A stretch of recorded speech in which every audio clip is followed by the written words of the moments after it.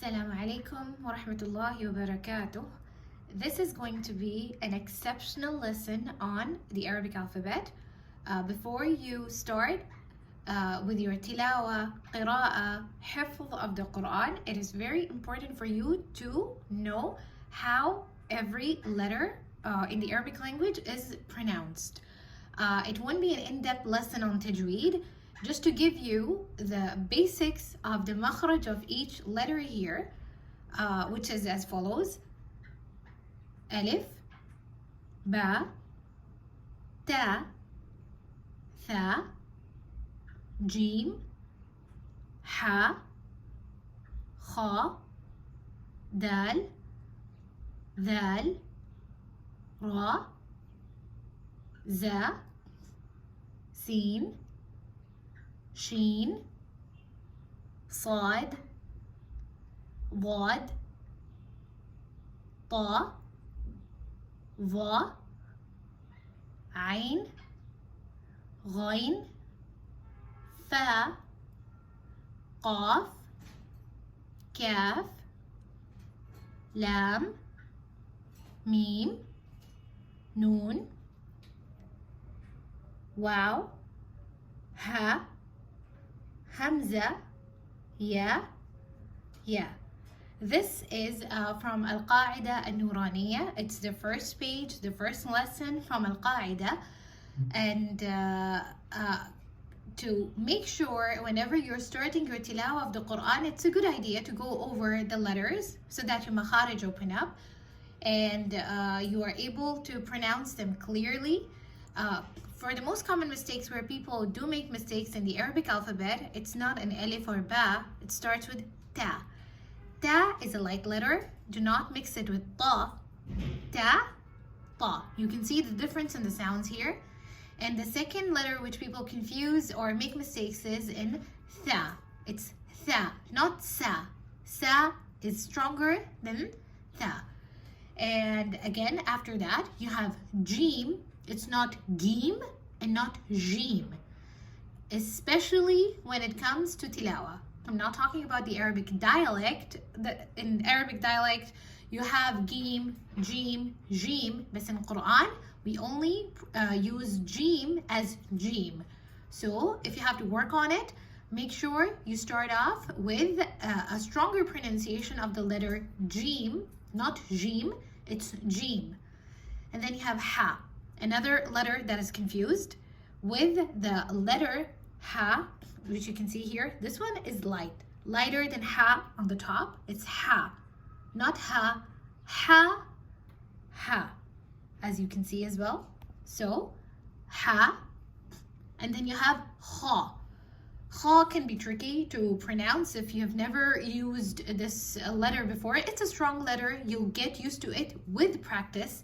The only way to master the tajweed of the Quran is through practicing. There is no other shortcut or secret to it. You just have to practice enough for your makhraj to open. And then you have dal, dal. Dal can, sometimes people make it too strong. They say zal. It's not zal, it's dal. So keep the pronunciation of dal as light as you have the pronunciation of tha, because they're pretty much, the makharij are very close. There's just a slight difference, like tha and tha. Tha, tha, dal. Then you have ra, za. Now za is strong. Dal and za should not be mixed together. This is dal, ra, za. Dal, za. Then you have sin, sheen, sad. Now sad, again, should not be mixed or confused for sin. Sin and sad have a different pronunciation. Sin is where you can hear it clearly, your tongue is not rolled. With sad, you can hear the sound turning a little bit hollow, or it becomes heavy because it is heavy. Sad and Vlad. Vlad is very tricky in Arabic language to master. If you don't use it, you may confuse it with dad. You may make it really light as dal, with the makhraj of dal, but it's not dal. It is Vlad. Vlad has a stronger makhraj than the letter dal, so make sure you work on it. So, as to make your pronunciation, and to know if you're pronouncing it clearly, check how you pronounce dal and dad in the same, let's say, setting, so you can differentiate between them. This is lighter, it's dal. This is dad, dad. Then you have ta, which is not to be confused with ta. As stated earlier, this is ta, not ta. Ta, ta, ta.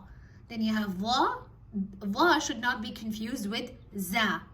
Za, va. And then again, after that you have ain.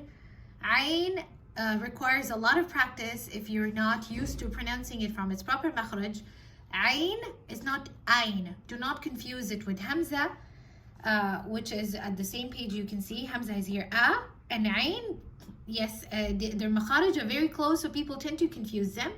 To avoid this confusion, you need to practice with the ain all by itself, or you start off by practicing with and then a. See the difference in the sound of a and a. This is ain.